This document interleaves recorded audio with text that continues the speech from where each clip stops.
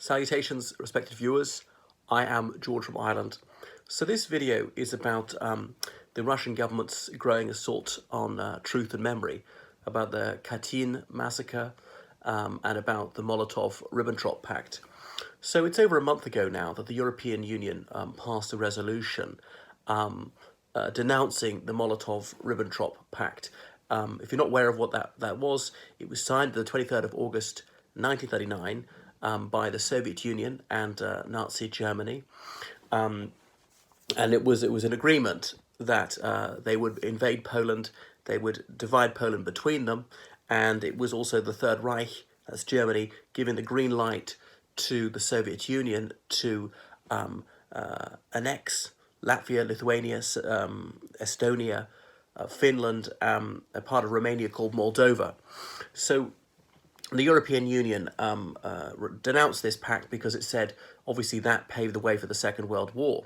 80 years ago when it began, and Adolf Hitler wouldn't have dared invade Poland if he thought the Soviet Union might come in against him.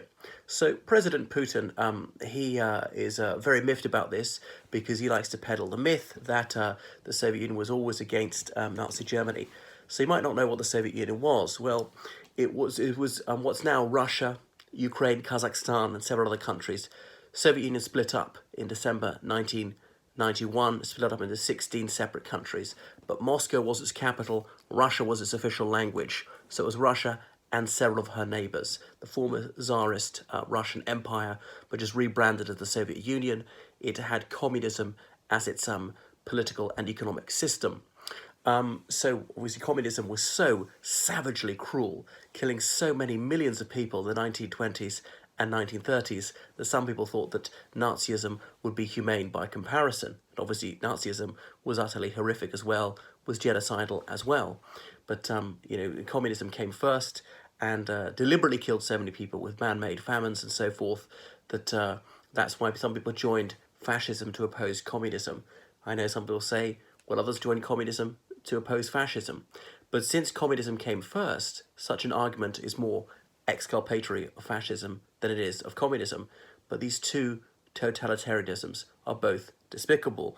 They're both avowed enemies of freedom of expression, of fair trials, of fair elections, of freedom of movement, of equality, and just humanity in general.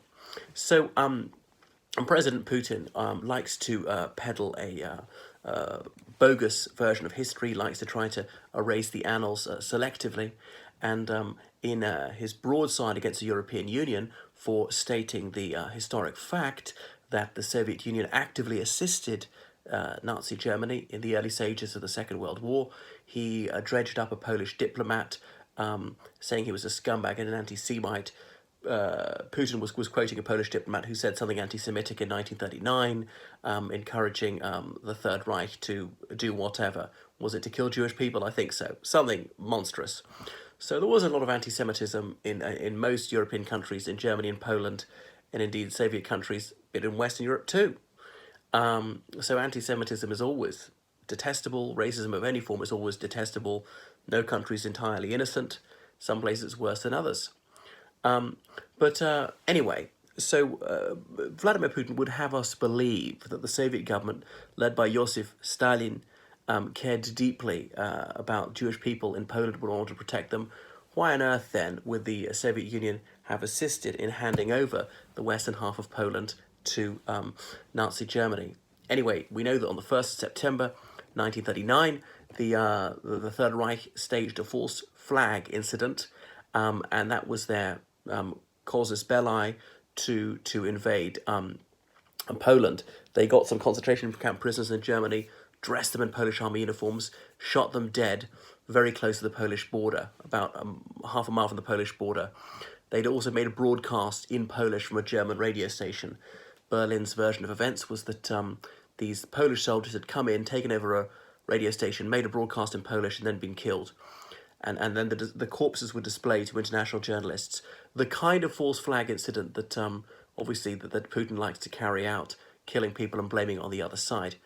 And so obviously the Third Reich attacked Poland from the west, and 2 weeks later the Soviet Union attacked Poland from the east. So there was the Soviet Union was an active ally of the Third Reich. And indeed, the Third Reich even gave a naval base to Germany in the extreme north of Russia called Basis Nord.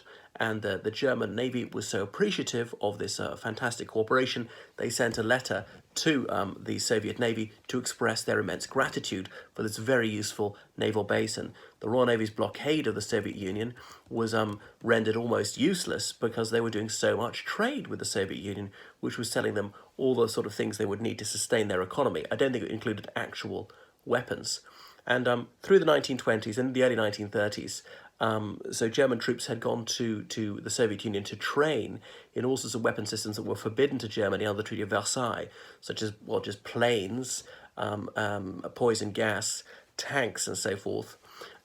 So the Soviet Union, even before Adolf Hitler had become Chancellor of Germany, had knowingly and actively assisted the German military, German rearmament. So, but you won't find Vladimir Putin or any Russian history book acknowledging that plain truth. Not saying that Russia is all bad. There are many Russians I like. I like spending some time there. I'm not saying that my country is all good, that Ireland or the British Isles as a whole, that nobody in my country has done bad. Yeah, they've certainly done bad things, evil things in some cases. And people have often challenged me to talk about shameful chapters in the history of the British Isles, and I've done so. So challenge me again, and I'll face up to it. Anyway, so the Soviet Union obviously handed over all those Jewish people in Western Poland. Didn't physically hand them over, but said, yeah, go ahead and conquer it. So don't tell me that there was any principled opposition to anti-Semitism on behalf of the Soviet government. And it's not the Soviet people had no say, because of obviously mass state terror in the Soviet Union. People were not allowed to express their opinion. If you said one word against the government, that was called anti-Soviet agitation, and you were going straight to a slave labor camp. They had the Gulag.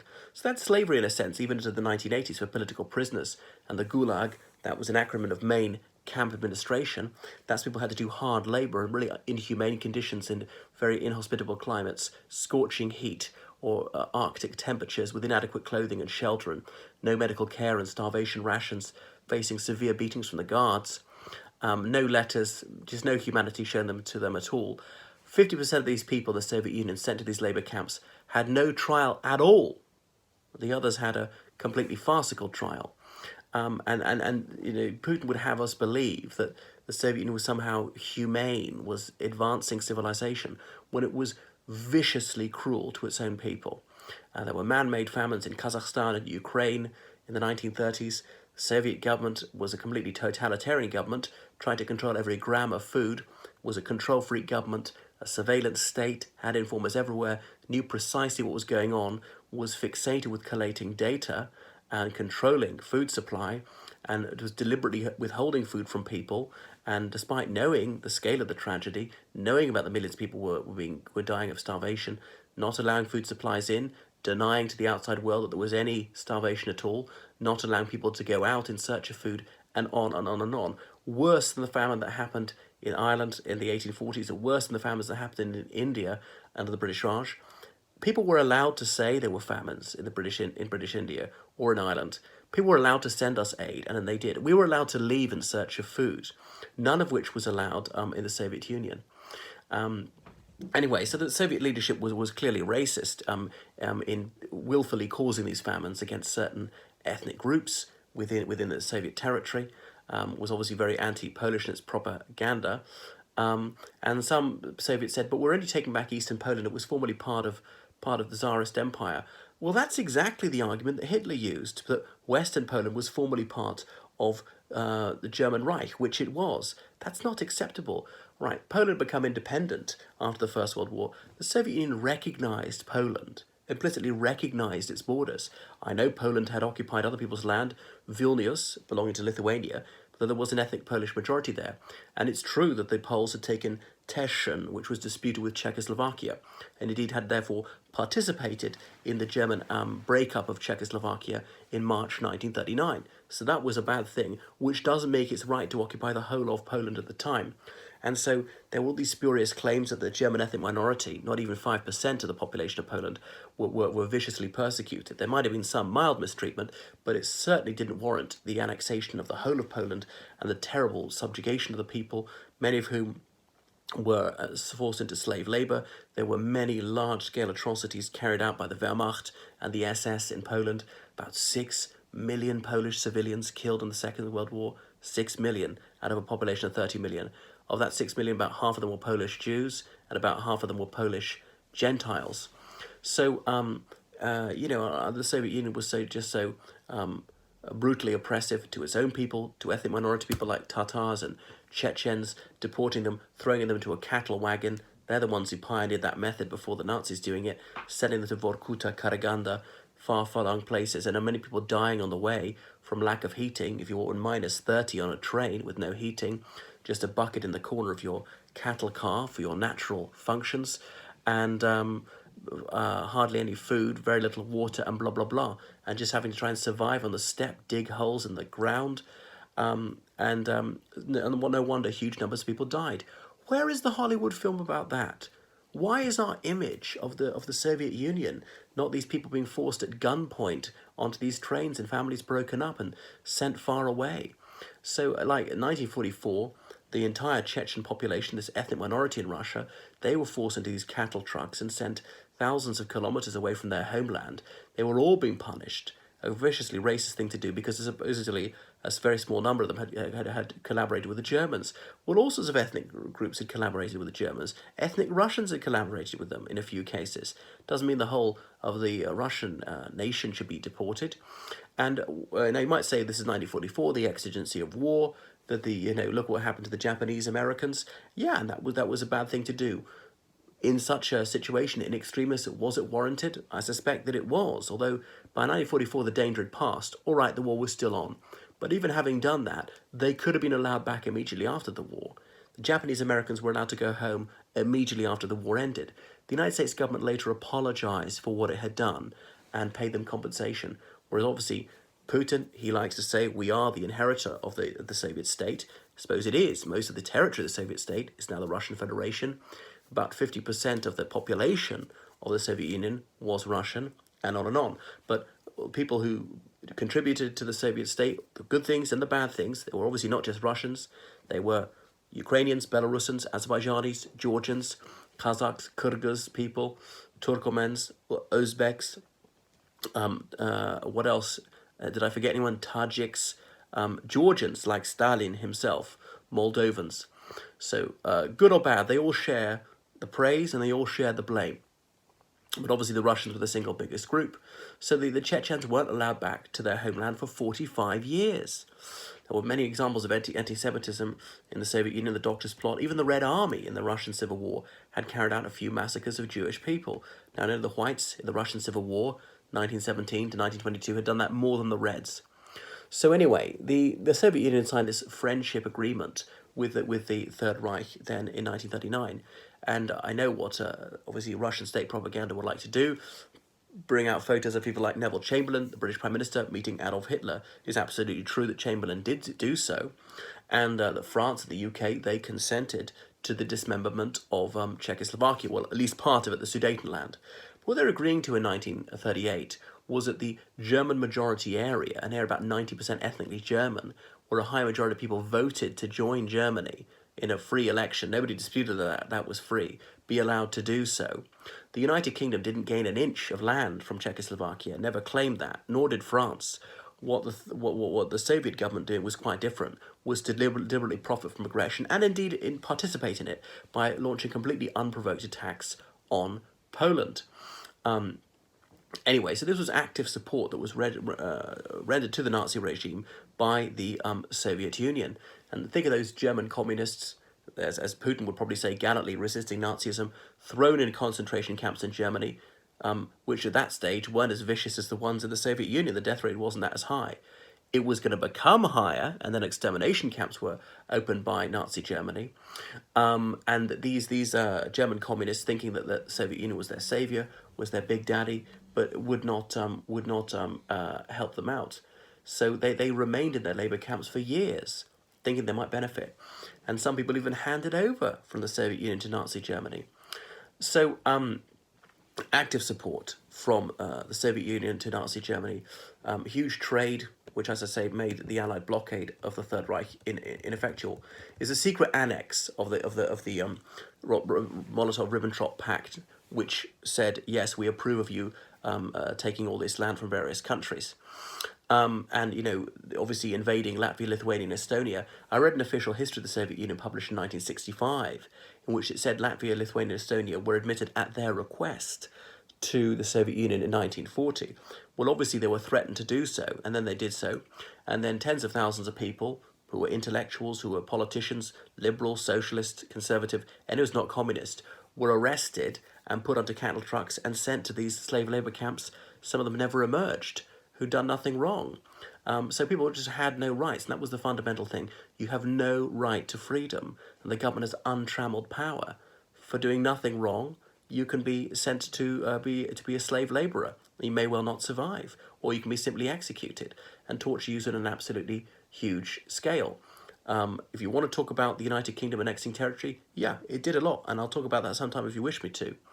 But as recently as 2010, President Vladimir Vladimirovich Putin said that the Molotov-Ribbentrop Pact was immoral. Well, 9 years later, he changed its tune. He said, what's so wrong with the Soviet Union not wanting to go to war? Good point, nothing's wrong with that. But the Soviet Union did want to go to war, and indeed did go to war. Launched this war of aggression against Poland, and then a couple of months later, a war of aggression against Finland. And defeated Finland only with great difficulty, took a small amount of land. It was so objectionable that France and the United Kingdom even dispatched troops to Finland, even considered declaring war on the Soviet Union. Thankfully, they didn't. Christopher Lee, that very tall actor, the guy who played Dracula, he was there in Finland as a 16-year-old soldier, but they never got near the action, and they were withdrawn after about 3 weeks. The RAF, they'd even considered bombing Baku, as in it was in Soviet territory, very lightly defended, because most of Germany's oil came from the Soviet Union, came from the Baku oil fields in Azerbaijan. So the Western lands, they made these agreements with Nazi Germany to avoid war, not to start one. With the Soviet Union, it's precisely the opposite way around. They made these agreements with Nazi Germany because they wanted a war against Poland and against Finland, and they did. And they were able to intimidate other countries such as Romania to handing over Moldova, Latvia, Lithuania, and Estonia to handing over all their land. So, anyway, Putin said that the Molotov-Ribbentrop Pact saved lives. Well, it didn't save the lives of the Polish people who got killed by the Germans or the Soviets. It didn't save the lives of the Finnish people who got killed by the Soviets in these completely unjustified attacks on countries. Finland, which was a very free country, a totally democratic country at that time.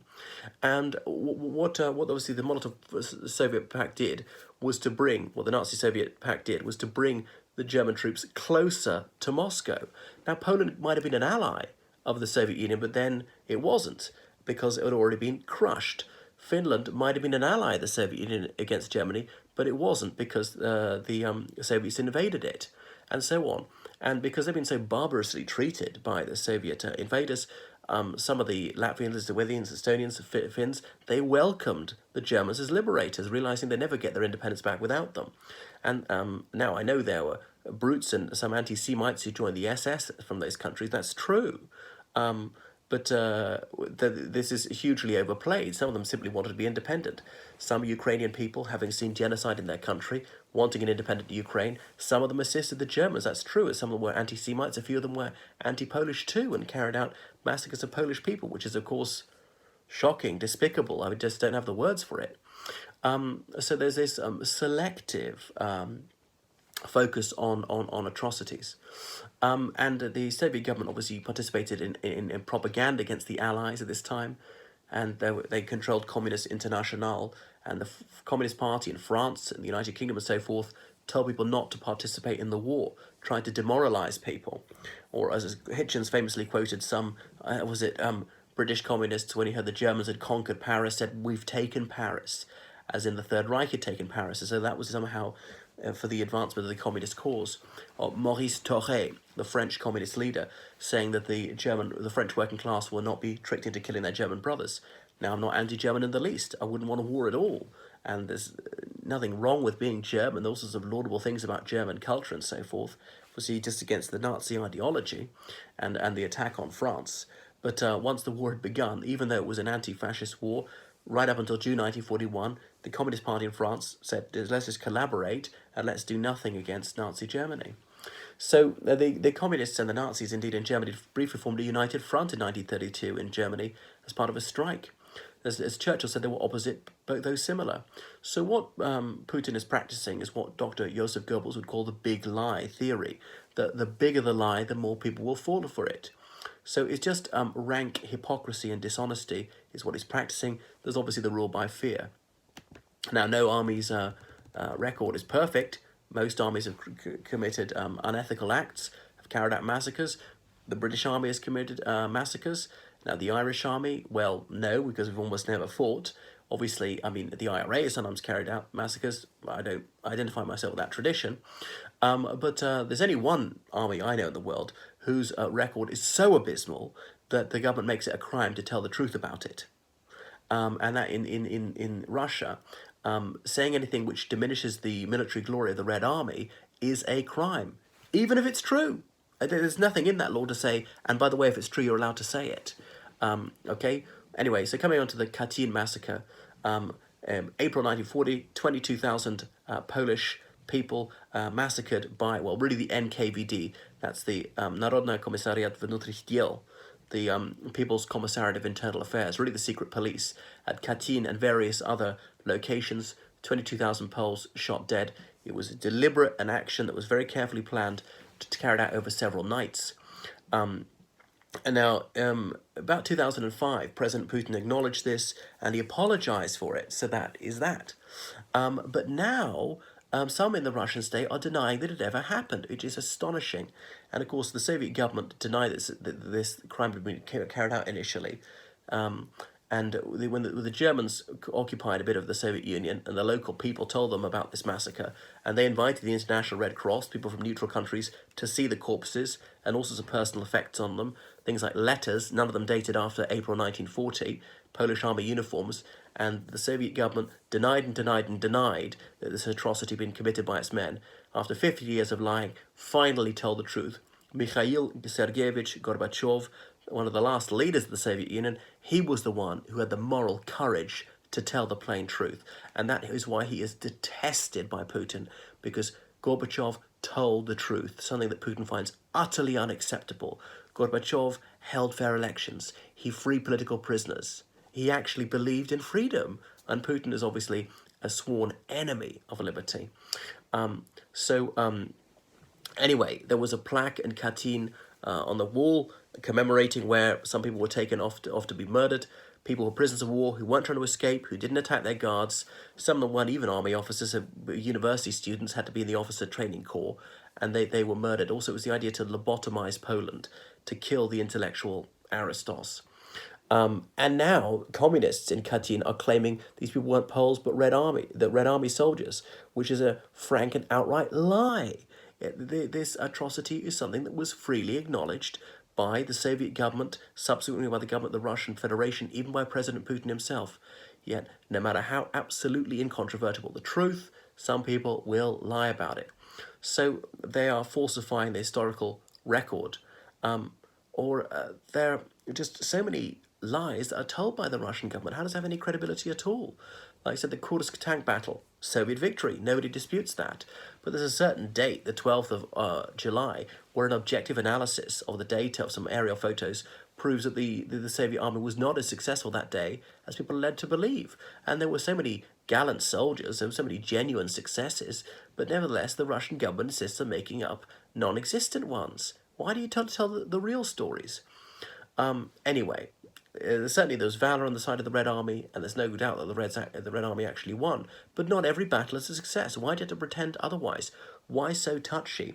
And when it's pointed out these things are lying, these are things are lies, some of these Russian government ministers will say that so-and-so people stink and they're furious about it. And it's because, I suppose, they're in such vehement denial. That's what they react so emotionally. Anything they don't like, they claim that's anti-Russian.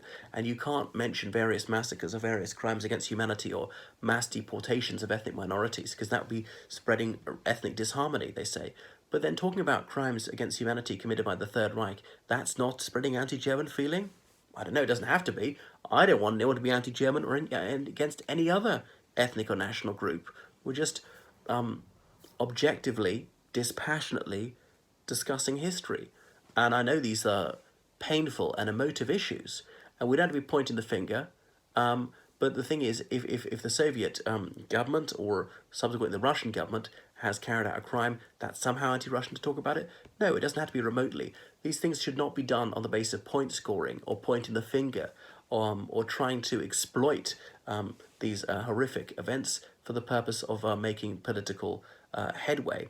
But sadly, that's the way the Russian government sees it, trying to conscript and weaponize history, trying to falsify the chronicles of history.